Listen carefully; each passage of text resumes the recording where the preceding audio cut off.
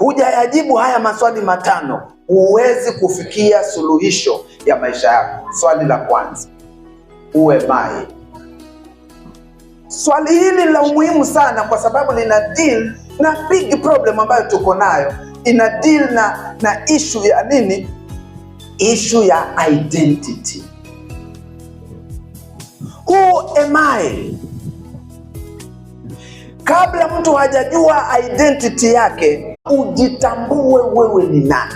Mwanaume ambaye hajajitambua yeye ni nani, ikiwa mwanaume hajajitambua yeye ni bwanake mtu, yeye ni babake mtu, atajihangaisha mahali huku na huku na huku na huku. Utamwona anatembea mtaa hadi mtaa, bado anasaka mtu wa kuoana naye, ili hali ana mke wake. Lakini kuna swali la pili, nilitoka wapi? Swali hili lina deal na nini? Na source, lina deal na heritage. Mimi nilitoka wapi? Na watu wengi sana, mimi nilitoka Kitui, mimi nilitoka Ukambani. No, that's not right. Hapo ndo ulishukia, lakini source yako ni wapi? Ikiwa kwenda wapi? Number 3, kwa nini niko hapa?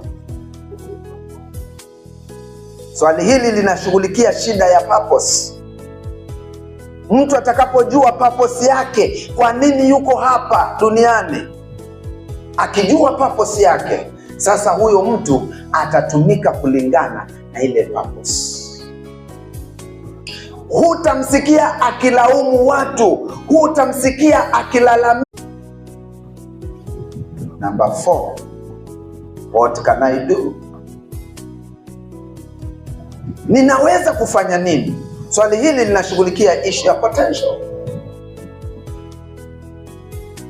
Unajua, binadamu asipojua what they can do and what they cannot do, huyu mwanadamu atakuwa na shida, kwa sababu utajaribu kufanya mambo ambayo wewe huwezi kuyafanya na kukamilisha. Number 5, where am I going? Hili swali lina deal na shida ya destiny. Kuna watu wengi sana wanarandaranda mtaani, hawajui wanaelekea wapi. Ikiwa hujui kule unaenda, basi kila njia inaenda huko unakoenda, na ni ngumu sana wewe kupotea ikiwa hujui kule unakoenda.